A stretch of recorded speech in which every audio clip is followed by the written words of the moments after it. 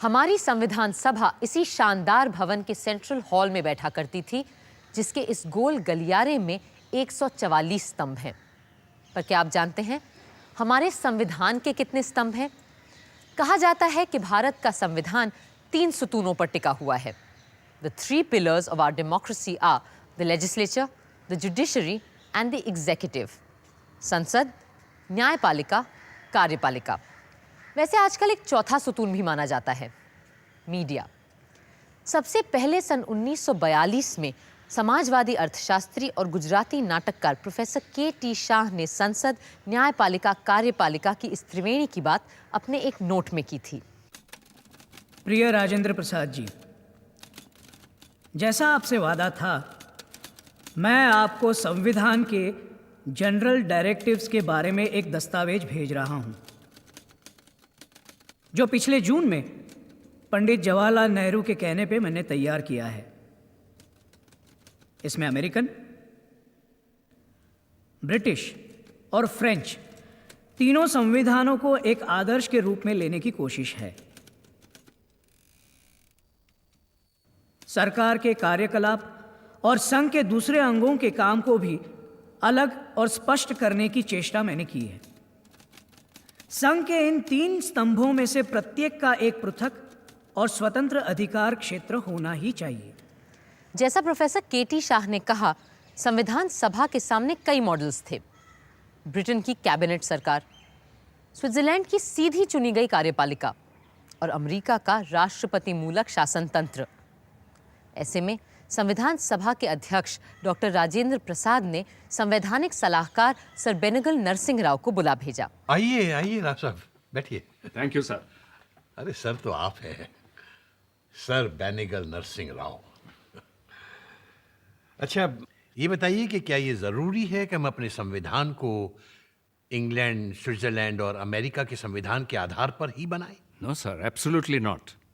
There are several other models that we have with us, including those of Canada, Ireland, South Africa. But we need to study them all carefully and, according to our context and needs, choose those aspects which we can incorporate in our constitution. Exactly. I couldn't agree with you more. लेकिन आपकी तरह सब लोगों को, यहाँ तक कि हमारे अच्छे वकीलों को भी दुनिया के संविधानों के बारे में मालूमात कहाँ है? Yes, sir. That is why I thought of drafting a questionnaire, which we will send out to all our members, asking for their written opinion about the rights and the formation of the executive, and also begin telling them about the choices made by other countries. बल्कि इस questionnaire से जल्द और ज़्यादा से ज़्यादा लोगों के ख्यालात का भी पता चलेगा, और तब हो सकता है जून 48 तक हम संविधान के काम को पूरा भी कर पाएं। Yes, sir.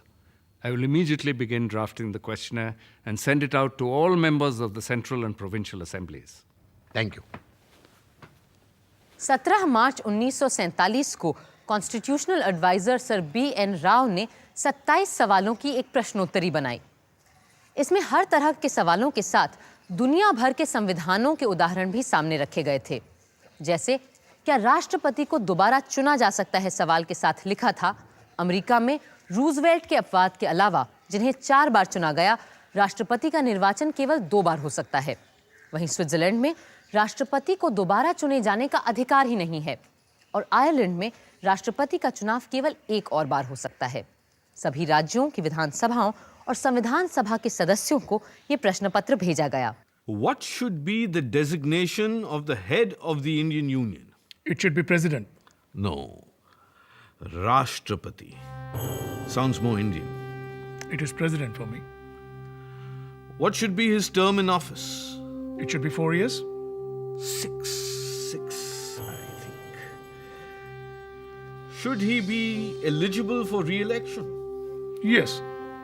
But not for more than 2 consecutive terms like in United States of America. Yes, but for a further period of not more than 3 years.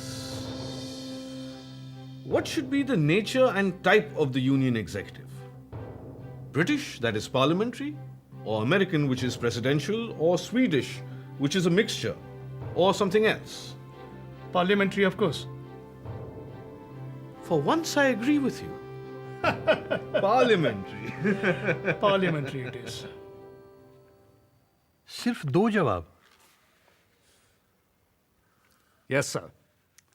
From Dr. Shyama Prasad Mukherjee of Bengal and Sardar K.M. Panikkar of Travancore, and 7 more from the provinces.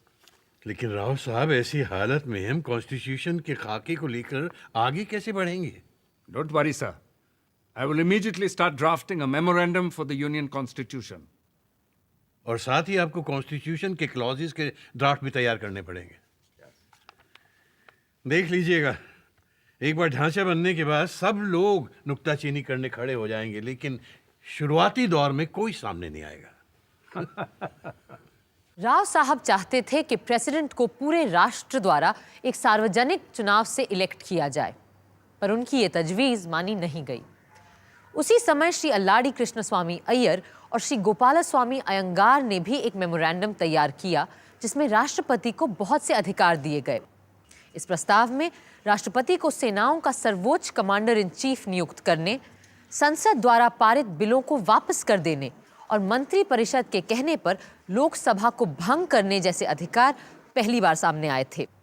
इन्हीं प्रस्तावों के आधार पर union constitution committee का बनाया प्रारूप 21 जुलाई 1947 को पंडित जवाहरलाल नेहरू ने सभा के सामने रखा। पहले क्लॉज का पहला हिस्सा यूं रहेगा, फेडरेशन यानी राज्य संघ का मुखिया होगा प्रेसिडेंट यानी राष्ट्रपति, जिनका चुनाव इस तरीके से होगा कि राष्ट्र संसद के दोनों सभाएं और तमाम इकाइयों और सूबों के लेजिस्लेचर्स के मेंबरान, और जहां की इकाइयों में एक से ज्यादा चेंबर है, वहां सिर्फ लोअर हाउस के सदस्य इलेक्टोरल कॉलेज में भाग लेंगे।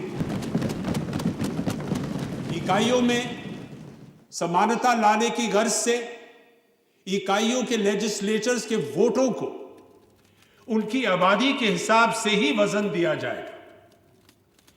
The votes shall be weighed in the proportion of the population of the units concerned. अब जनाब, एक मुद्दा जिसके बारे में हमें शुरू से ही फैसला करना होगा, वो है कि हम किस किस्म और आकार की सरकार चाहते हैं। उसकी बनावट क्या होगी? क्या ऐसी सरकार होगी जिसमें जिम्मेदारी मंत्रिमंडल की होगी, या अमेरिका की तरह जहां सदर की ज्यादा अहमियत होती है और अपने मंत्री वो संसद से नहीं बल्कि खुद अपनी मर्जी से बाहर से नियुक्त करता है? इस मसले पर काफी गौर और बहस के बाद हम इस नतीजे पर पहुंचे हैं कि प्रेसिडेंशियल सिस्टम हमारे लिए उचित नहीं रहेगा। अव्वल इसलिए कि हम मंत्रिमंडल पर जोर देना चाहते हैं, और जहां जिम्मेदारी भी संसद, काबीने और मंत्रियों की होगी, ना कि राष्ट्रपति की। मगर साथ साथ हम ये भी नहीं चाहते हैं कि राष्ट्रपति महज एक सजावट का ओहदा रहे।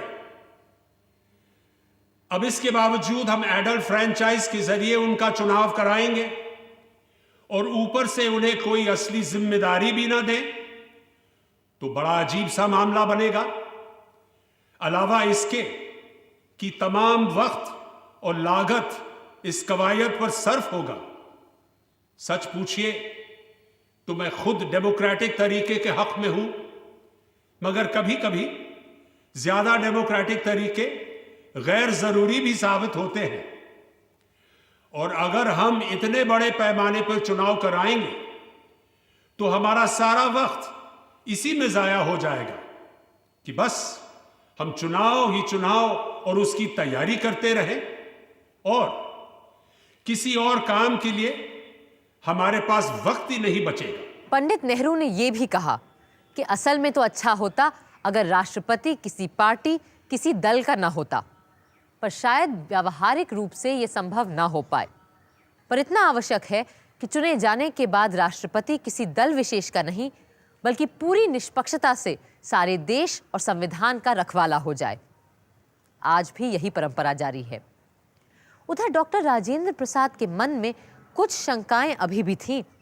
राव साहब, द क्वेश्चन इज कि क्या राष्ट्रपति के पास मंत्रिमंडल द्वारा भेजे गए बिलों को स्वीकार करने या अस्वीकार करने का अधिकार होगा या नहीं होगा? In my opinion, no. और अगर वो बिल संविधान के खिलाफ जाता हो तब भी ये बात लागू होगी? Sir, if the president, in some particular case where his view differs from that of his ministers, but accepts their views in deference of the convention, and that act should result in a breach of the constitution, then the responsibility for that lies with the ministers and not with the president. और अगर no party has a majority in the house और ऐसी collision सरकार चुनाव हार जाती है, तो क्या तब भी प्रेसिडेंट को उस मंत्रिमंडल की सुननी पड़ेगी बनिस्बत इसके कि वो उसको डिसॉल्व करके एक नए प्रधानमंत्री को खड़ा कर सके? That is a difficult one, sir. But I think that a defeated ministry has no right to be advising the president in the selection of a new prime minister. और अगर वो प्रधानमंत्री जो खुद जनता का विश्वास खो चुका है राष्ट्रपति को सदन भंग करने की सलाह नहीं देता, तो क्या राष्ट्रपति उसकी मर्जी के खिलाफ जाकर सदन को भंग कर सकता है? Yes. In such circumstances, the president may select a new prime minister who is able to carry parliament with him. मैं बस यही दुआ करूंगा कि कभी किसी राष्ट्रपति के सामने ऐसी नौबत ना आए कि उसे कभी कोई ऐसा दिन देखना पड़े।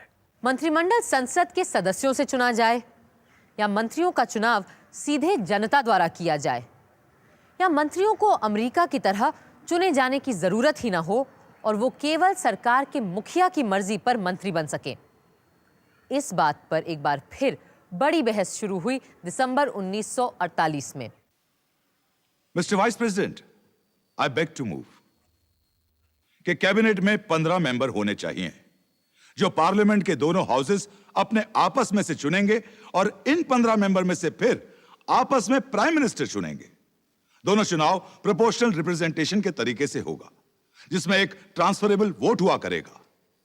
मैं ये और कहना चाहूंगा कि जिस तरह की डेमोक्रेसी उस सिस्टम में पाई जाती है जिसे हम पार्लियामेंट्री डेमोक्रेसी कहते हैं, असल में डेमोक्रेसी है ही नहीं।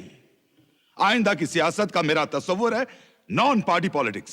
सर, स्विट्जरलैंड में जब पार्लियामेंट के मेंबर का चुनाव होता है उसके बाद वो कैबिनेट के मिनिस्टर्स का भी आपस में चुनाव करते हैं।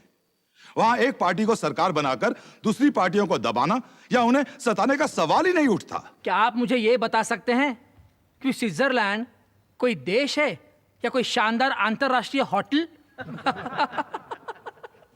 You need not answer that question, Mr. Mehboob Ali Beg. The next amendment is in the name of Professor K.T. Shah. Sir, I move कि आर्टिकल 61 के क्लॉज 1 में with the prime minister at the head को हटा देना चाहिए। प्रधानमंत्री को संविधान के दायरे से बाहर रखने का यह कारण नहीं है कि मैं प्रधानमंत्री के पद के ही विरुद्ध हूं। ब्रिटेन के संविधान में आज भी प्रधानमंत्री का कोई स्थान नहीं है और प्रधानमंत्री को जो भी सामाजिक और शासकीय सम्मान और स्थान मिलता है वो इस वजह से कि उसके पास मंत्रिपरिषद का विश्वास है, न कि इसलिए कि संविधान उसे यह हक देता है।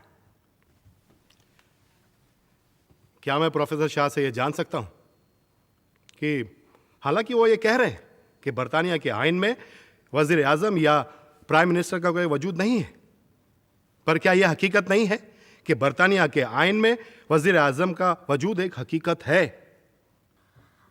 मैंने ये नहीं कहा कि प्रधानमंत्री के पद को ही निरस्त कर देना चाहिए, ऐसा कुछ भी नहीं है।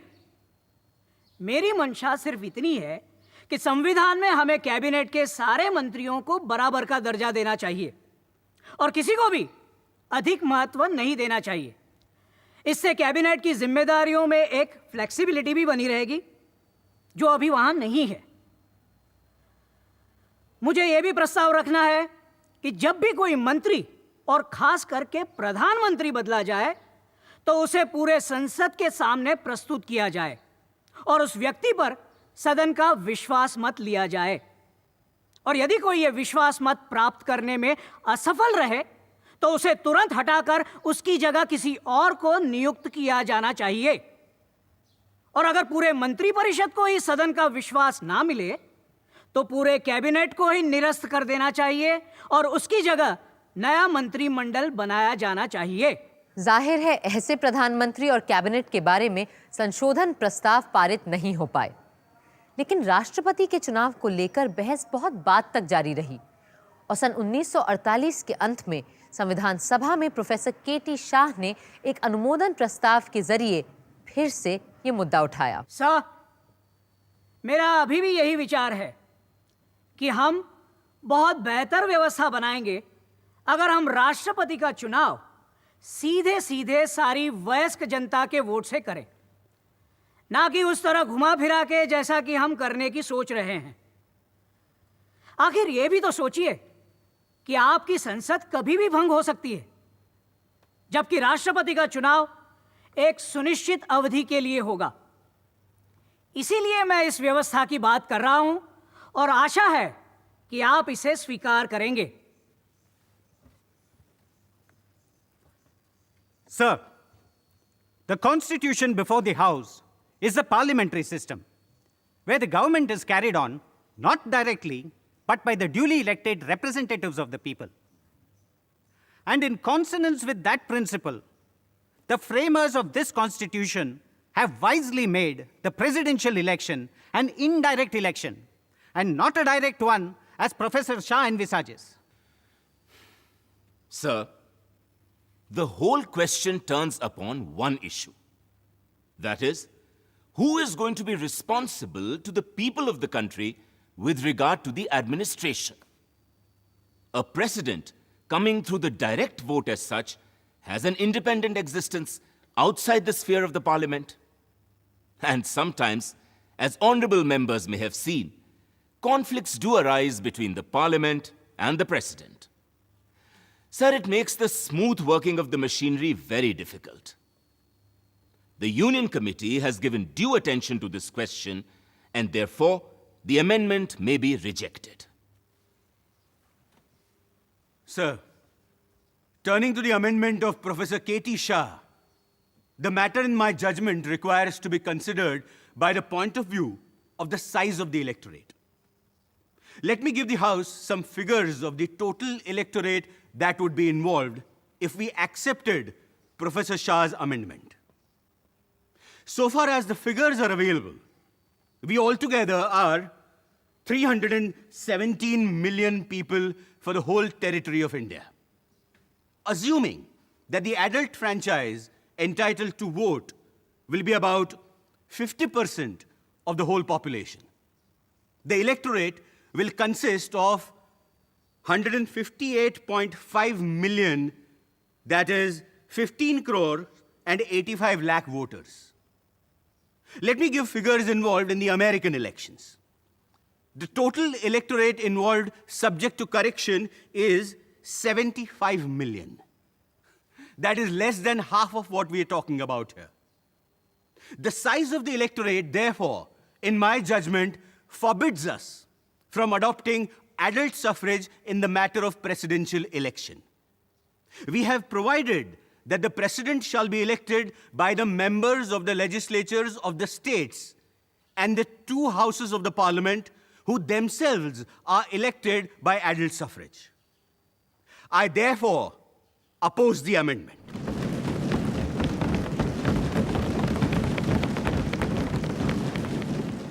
और यूं तय हुआ भारत के राष्ट्रपति के चुनाव का मसला। पर कार्यपालिका के दूसरे पक्षों को लेकर बड़ी बहसें हुईं।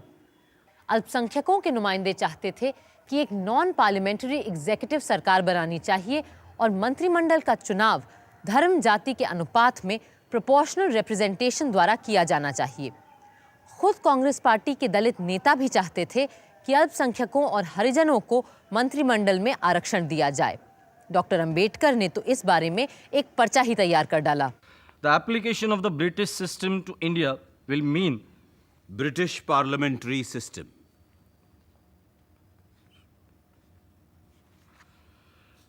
Application of British parliamentary system to India will mean that the cabinet is formed by the majority party. Although in England this would mean a political majority. In India it will be... In India, the majority is a communal majority. No matter what social and political programs it may have, the majority will always retain its character of being a communal majority.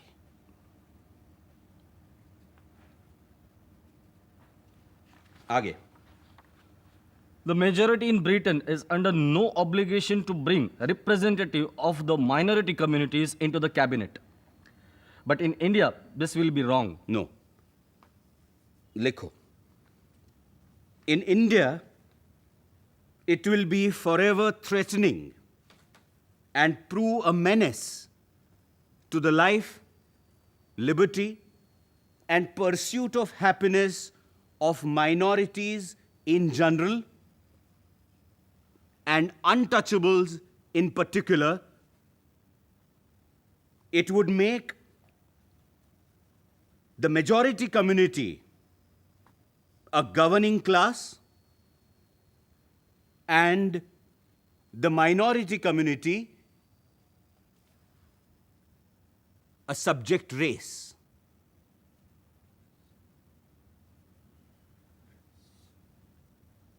अब इसे print करने के लिए भेज दो।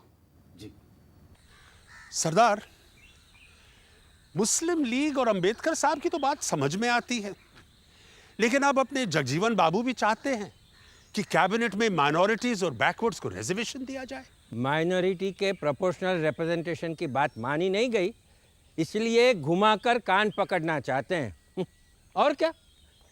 पर उन्हें इस बात पर विश्वास क्यों नहीं होता कि डेमोक्रेसी में खुद लोग ध्यान रखेंगे कि ज़्यादा से ज़्यादा लोगों का साथ और नुमाइंदगी सरकार को मिले।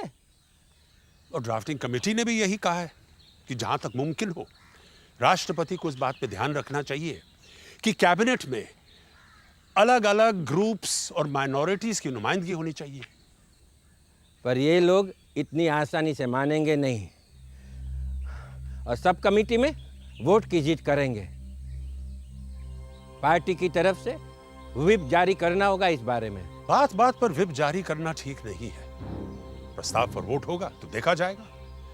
जब डेमोक्रेसी अपनाई है तो वोट से क्या डरना। लेकिन एक बात जो सबको समझनी चाहिए, किसी भी आईन में सब बातें लिखी नहीं जा सकती। कुछ ऐसी बातें होती हैं जिसे टैसिट कन्वेंशंस के लिए भी छोड़ना चाहिए। मैं यहीं ठहरता हूं, आप अपनी दौड़ पूरी कर आइए। हमें अपने आप, अपने मुल्क और अपनी सरकार पर भरोसा करना सीखना पड़ेगा।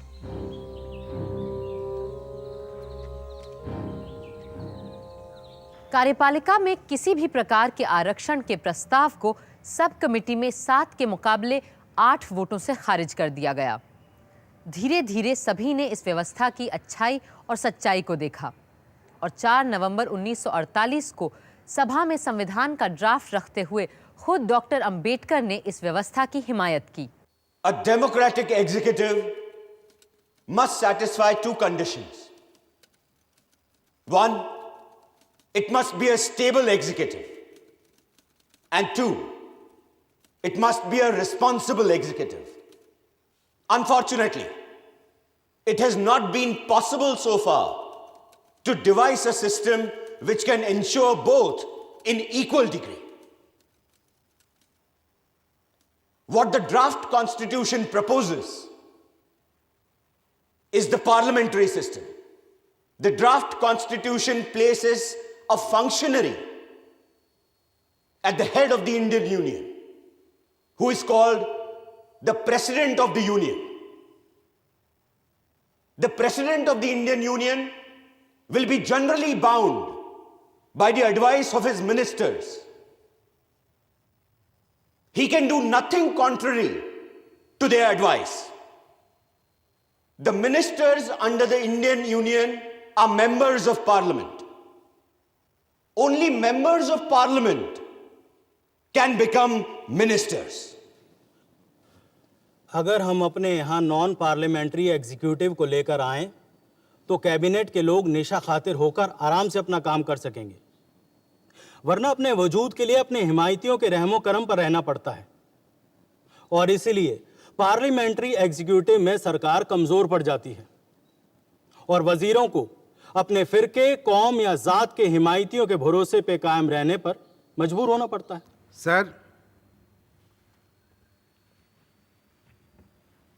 सर, प्रजातंत्र का अर्थ है ऐसे बहुमत का राज जिसमें स्वतंत्र और मुक्त रूप से वोट दिए गए हों। पर हमारे देश में ऐसा देखा जाता है कि वोट स्वतंत्र नहीं होते, बल्कि कुछ लोगों के प्रभाव में डाले जाते हैं, और जैसे ही वोट प्रभावित हुए प्रजातंत्र समाप्त हो जाता है। सर, इसीलिए मेरा यह कहना है कि ऐसे पार्लियामेंट्री सिस्टम को हमें हटा देना चाहिए।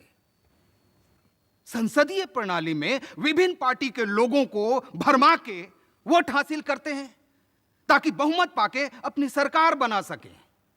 सर, यह बहुत ही गंभीर और खतरनाक बात है और हमें साफ दिखाई देता है कि ऐसे लोग सिर्फ अपने रिश्तेदारों और पार्टी के लोगों को ही खुश करने के लिए सारे काम करते हैं, सारे। पर प्रोफेसर केटी शाह और कई दूसरे लोग संविधान में सोचे गए 3 स्तंभ, संसद, न्यायपालिका, कार्यपालिका के सारे प्रावधानों से संतुष्ट नहीं थे। उपसभापति जी, सर,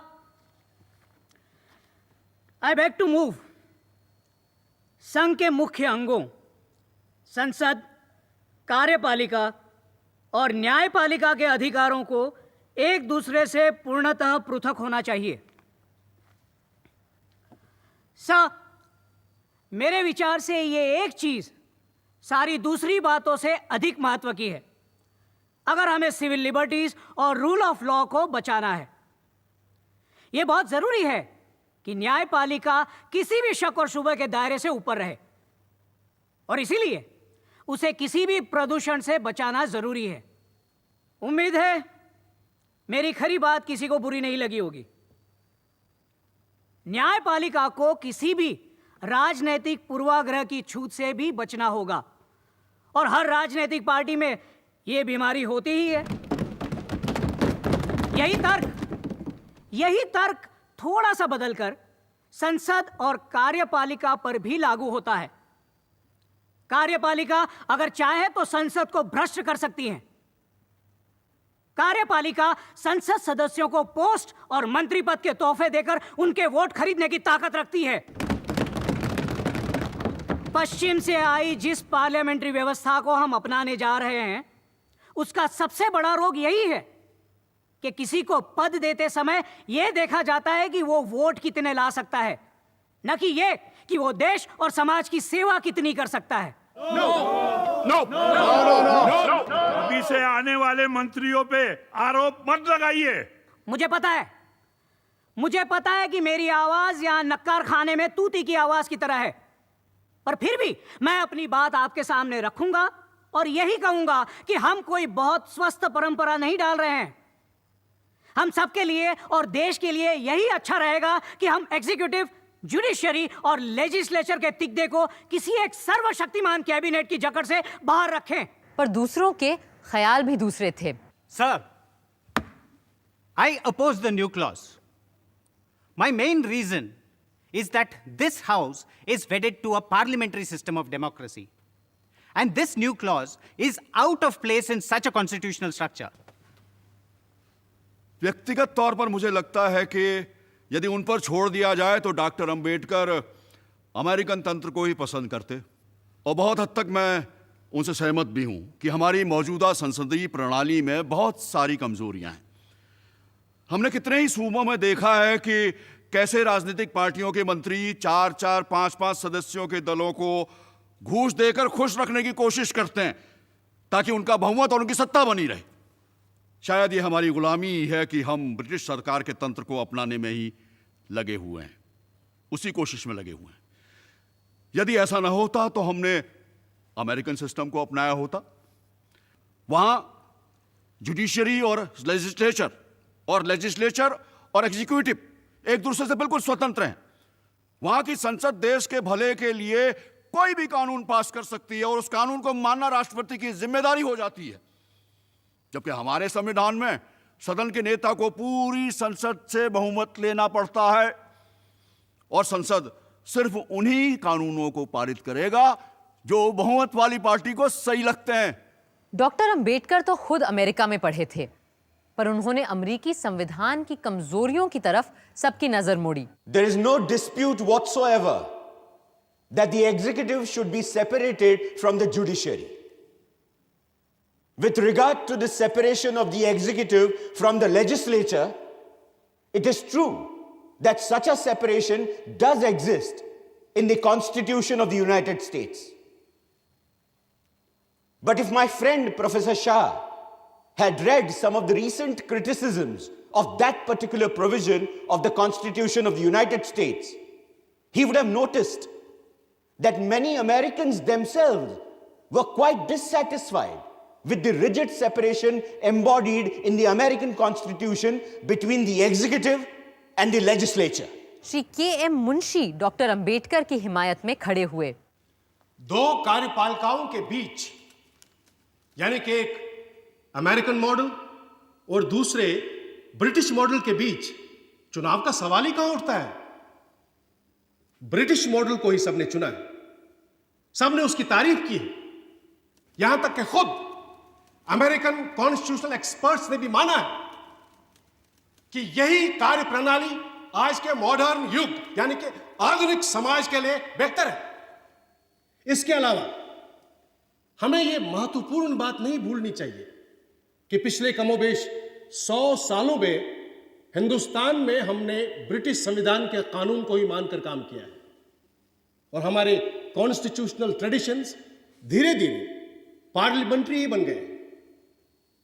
फिर क्यों हम अपने 100 सालों के अनुभव और रवायत को छोड़कर किसी ऐसे कानून को अपनाने की कोशिश करें जो खुद सिर्फ 150 साल पहले बनाया गया था और आज भी जिस पर अमेरिका में भी सवालिया निशान लगते रहते हैं। इसलिए मैं ये दोहराना चाहूंगा कि प्रोफेसर शाह के द्वारा प्रस्तावित स्कीम को ना तो इस हाउस ने माना है, ना कहीं और इसके अच्छे नतीजे निकले और ऊपर से ये हमारे हिंदुस्तान की परंपरा का हिस्सा है ही नहीं। अतः मैं कहूंगा कि ऐसे अनुमोदन प्रस्ताव को खारिज कर दिया जाए, यही सही होगा। Professor K.T.. शाह के बहुत से और बहुत अच्छे सुझाव थे, जैसे कि हर मंत्री को पढ़ा लिखा होना चाहिए। पर श्री महावीर त्यागी ने तर्क दिया कि अकबर, रंजीत सिंह, शिवाजी में से कोई पढ़ा लिखा तो था नहीं, पर सब बहुत कुशल शासक साबित हुए, तो फिर हमारे मंत्रियों को पढ़ने लिखने की क्या ज़रूरत है। Professor K.T.. शाह ने यह भी कहा कि हर मंत्री को मंत्रिमंडल में आने से पहले अपनी संपत्ति का ब्यौरा देना चाहिए। पर डॉक्टर अंबेडकर बोले कि फिर तो मंत्रिमंडल छोड़ते समय भी ब्यौरा देना पड़ेगा और ये भी बताना पड़ेगा कि अगर संपत्ति में कोई वृद्धि हुई है तो कैसे हुई है, और ये भी तय करना पड़ेगा कि अगर कुछ गड़बड़ का अंदेशा है तो उस मंत्री को क्या सज़ा देनी चाहिए। उस समय तो ये प्रस्ताव नामंजूर हो गया, पर आज लगता है कि अगर कोई ऐसा प्रावधान होता तो शायद अच्छा होता। पर बात सिर्फ कार्यपालिका की ही नहीं थी। संसद के स्वरूप, अधिकारों, कर्तव्यों, कार्यकाल और नाम तक को लेकर खूब चर्चा हुई। So, I beg to move that the legislative power of the Federation shall be vested in the Parliament of the Federation, which shall consist of the President and the National Assembly, comprising two houses, the Council of States and the House of the People. It seems, sir, that it is unnecessary to have this expression, National Assembly, coming between the Parliament and the two houses. It is therefore desirable to omit National Assembly. Sir, मेरा amendment है कि parliament of the federation के लिए हमें Congress of the federation का नाम तय करना चाहिए। सर, जो आज़ादी हमने पाई है वो हमें भारतीय राष्ट्रीय कांग्रेस के परचम तले ही मिली है और कांग्रेस का नाम हमारे संविधान में भविष्य के लिए अमर हो जाना चाहिए। कुछ अरसे के बाद बेगम साहिबा एजाज रसूल ने भी यही बात सभा के सामने रखी। जनाब सदर साहब, आई बेग टू मूव कि लेजिस्लेचर ऑफ द यूनियन का नाम हमें इंडियन नेशनल कांग्रेस रखना चाहिए और इसमें एक प्रेसिडेंट हो और 2 सदन हो जिनके नाम हो the council of states and the house of the people. सूबों की सभा और जनसभा। ये प्रस्ताव रखने वाले सारे सदस्य गैर कांग्रेसी थे, किंतु कांग्रेस के श्री अनंत सयनम अयंगार ने बड़े पते की बात की। Sir, it is the Congress which fought for the freedom of this country. Therefore, these friends, though they are not participants of this organization, nevertheless recommend that it should be associated with the name of the Parliament of the Union. However laudable this may be, it would lead to the accusation that the Congress has established one-party rule in the country, and it has even lent its name to the Parliament of the Union. Sir, if accepted, this may prove to be the death knell of the Congress. It would no longer be able to function as a political party which can fight reactionary parties. These parties which are raising their heads today and are mostly based on caste, community and religion. यूं संसद के 2 सदनों के नाम रखे गए, राज्यसभा यानी council of states और लोकसभा यानी हाउस ऑफ पीपल। इन सदनों की मियाद को लेकर भी कई मत थे। यूनियन कॉन्स्टिट्यूशन कमेटी ने लोकसभा का कार्यकाल सिर्फ 4 साल का रखा था, किंतु पंडित नेहरू और नेताजी सुभाष चंद्र बोस के चहेते आयरिश क्रांतिकारी प्रधानमंत्री एमन डिवलेरा ने कहा कि 4 साल का वक्त चुने गए सांसदों के लिए बहुत कम होता है, क्योंकि पहला साल तो सदन का कामकाज समझने में ही निकल जाता है और आखिरी साल चुनाव की तैयारी में। इसलिए लोकसभा का कार्यकाल कम से कम 5 साल का होना चाहिए। वहीं राज्यसभा के सदस्यों का कार्यकाल 6 वर्ष का रखा गया, जिनमें से हर 2 वर्ष पे सिर्फ 1/3 सदस्य सेवानिवृत्त होते हैं, ताकि ये सदन एक निरंतर धारा के रूप में चलता रहे। कार्यपालिका और विधान मंडलों के बाद आइए नजर डालते हैं तीसरे स्तंभ, न्यायपालिका यानी जुडिशरी पर। मैं जस्टिस वरदाचार्य जी का धन्यवाद करना चाहूँगा। हालांकि वो संविधान सभा के सदस्य भी नहीं हैं, फिर भी उन्होंने सुप्रीम कोर्ट के कॉन्स्टिट्यूशन ऑफ पावर्स को तय करने वाली एडहॉक कमेटी की सदारत स्वीकार करी है, क्योंकि अब आने वाले भविष्य में हमें अपने एक उच्चतम न्यायालय की आवश्यकता पड़ेगी। I will request Honorable Shri Vardacharya ji to please take over. Thank you, Mr. Munshi. It is my proud privilege to be working with all of you esteemed members of the Constituent Assembly on the question of creating a new superstructure that we will need now.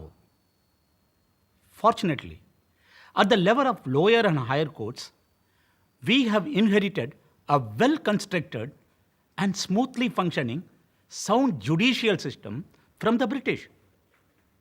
But now, we have to give thought to the establishment of a Supreme Court where the judgments of high courts could be brought to appeal. This apex court will also have to play the roles of an adjudicator between the provinces and the princely states when needed. My old friend from Madras High Court, where I served as a judge for some time, Alladi Krishnaswamy Iyer, is here. I know that he has given judicious thought to these issues. Mr. Iyer? Thank you, Your Lordship. Old habits die hard. That is how I have been addressing Sri Vardacharya for many years now.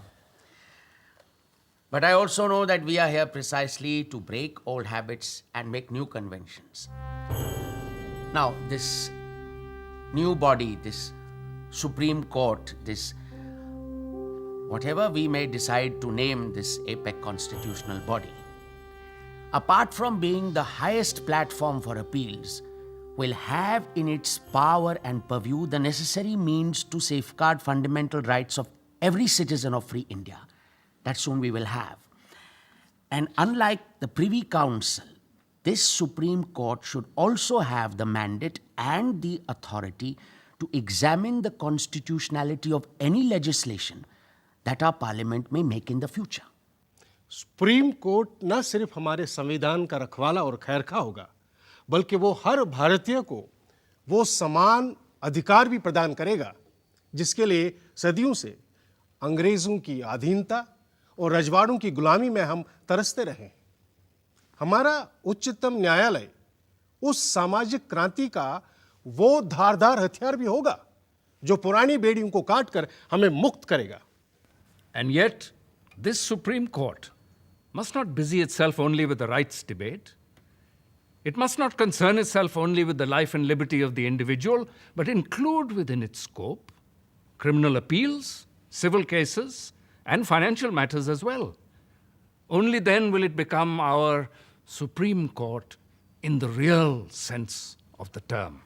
यूं नींव पड़ी एक नई न्यायपालिका की, पर जहां तक संसद और न्यायपालिका के बीच के अंतर संबंधों का सवाल था और दोनों में से कौन छोटा कौन बड़ा का प्रश्न था, 13 दिसंबर 1948 को एक बड़े पते की बात की डॉक्टर B.R. अम्बेडकर ने। Now to the question of the relationship between the legislature and the judiciary.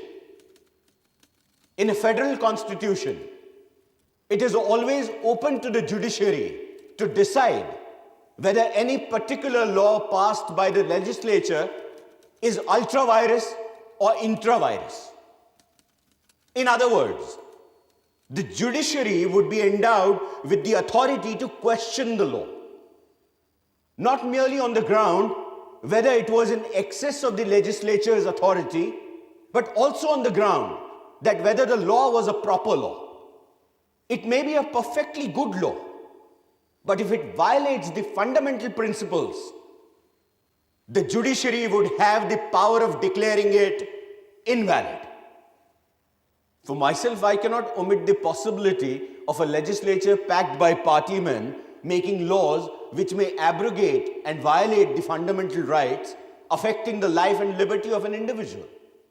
At the same time, I do not see how 5 or 6 gentlemen sitting in the Supreme Court examining laws made by the legislature by dint of their own individual bias and prejudice be trusted to determine which law is good and which is bad. It is a case where a man has to choose between the devil and the deep sea. I therefore would leave it to the House to decide either way it likes. संविधान सभा ने तय पाया कि संसद और न्यायपालिका दोनों ही लोकतंत्र के लिए बराबर महत्व के हैं और इसीलिए जुडिशरी की आज़ादी को ध्यान में रखते हुए उच्चतम न्यायालय और उच्च न्यायालय के जजों की नियुक्ति में मंत्रिमंडल का कोई हाथ नहीं होगा। ये जिम्मेदारी सीधे राष्ट्रपति की होगी, जो चीफ जस्टिस के सुझाए नामों को इन अदालतों में नियुक्त करेंगे। इसी बात को एक बार फिर 24 मई 1949 को श्री बी पोकर साहब बहादुर ने सभा के सामने साफ-साफ रखा। I submit, sir, the views expressed by the Federal Court and the Chief Justice of the various high courts assembled in conference are entitled to the highest weight before this assembly. It is of the highest importance that the judges of the Supreme Court should not be made to feel that their existence or their appointment is dependent upon political considerations or on the will of any political party.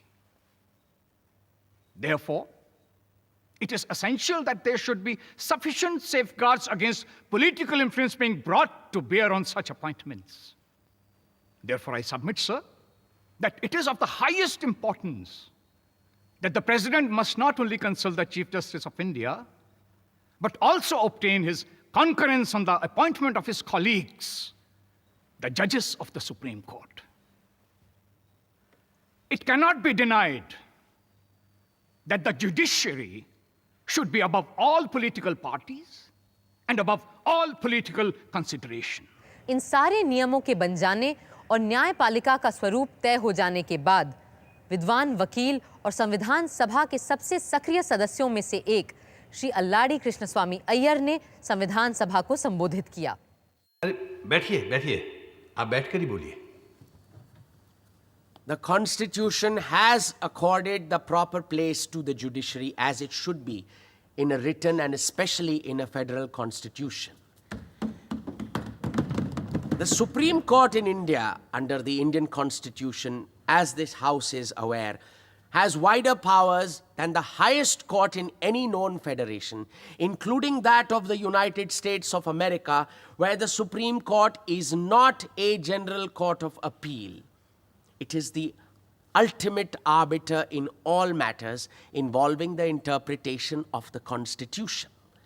While there can be no two opinions on the need for maintenance of judicial independence, both for safeguarding of individual liberty and the proper working of the Constitution, it is also necessary to keep in view one important principle.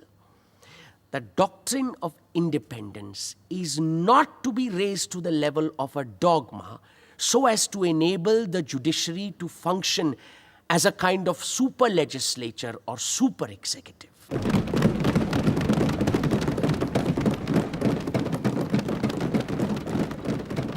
Sir,